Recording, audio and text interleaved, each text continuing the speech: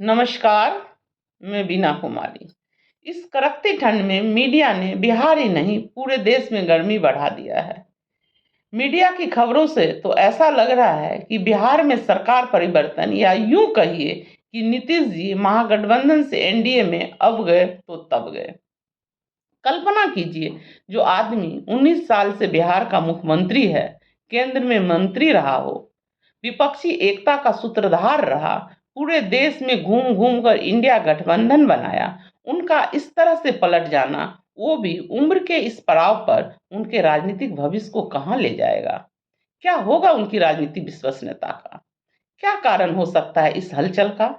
क्या नीतीश के पब्लिकली परिवारवाद पर बोलने से लालू खेमा नाराज है, या रोहिणी आचार्य के एक ट्वीट मात्र से नीतीश जी विचलित हो गए और गठबंधन तोड़ लेंगे?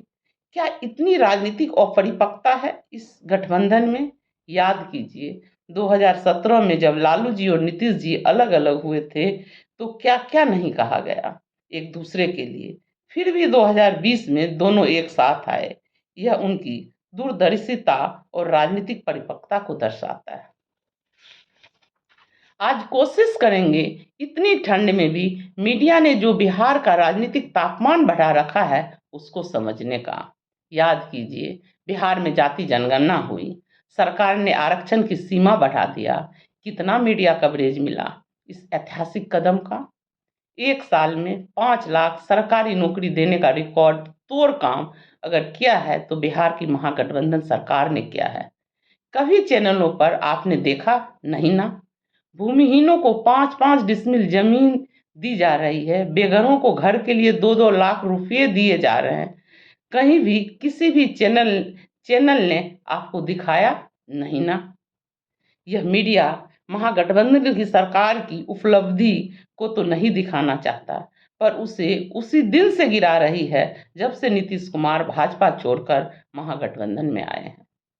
प्रश्न यह भी नीतीश की भाजपा से बाहर आए ही क्यों थे, जो अब फिर वापस जा रहे हैं? अगर नीतीश कुमार भाजपा का साथ नहीं छोड़ते तो आरसीपी सिंह के सहारे पूरे जेडीयू को भाजपा में शामिल करवा लेते मोदी और अमित शाह।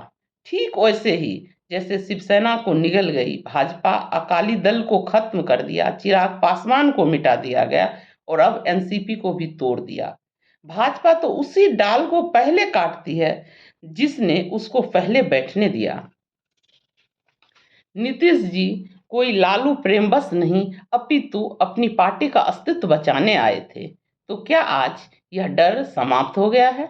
क्या भाजपा ने अपने सहयोगियों को निगलना बंद कर दिया है? नहीं ना। तो परिस्थितियां तो वहीं की वहीं है, बल्कि भाजपा और भी आक्रामक होती जा रही है। तो नीतीश जी भाजपा में कैसे जा सकते हैं? कर्पूरी ठाकुर को भारत रत्न देकर मोदी जी नीतीश के अति पिछड़े वोट बैंक में सेंध लगाना चाहते हैं।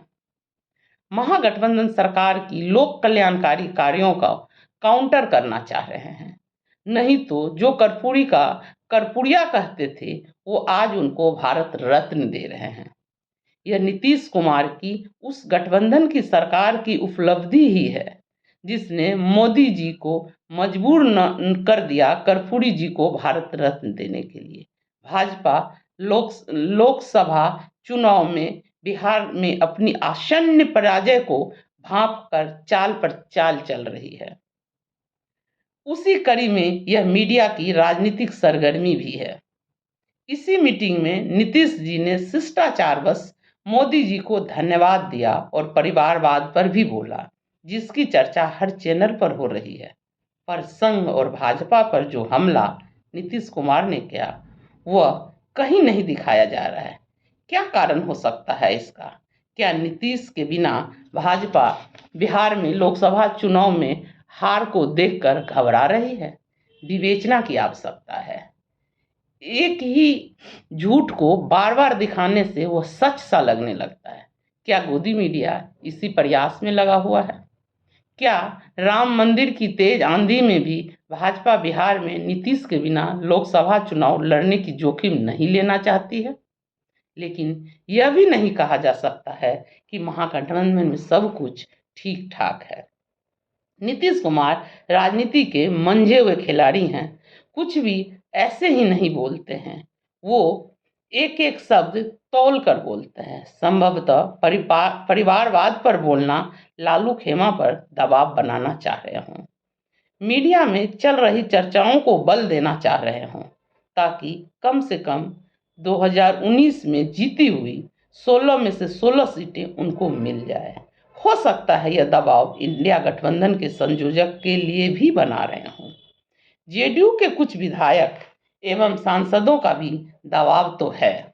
कुछ भाजपा से सहानुभूति रखते हैं तो कुछ राजद से, पर अंतिम फैसला नीतीश कुमार का ही होता है।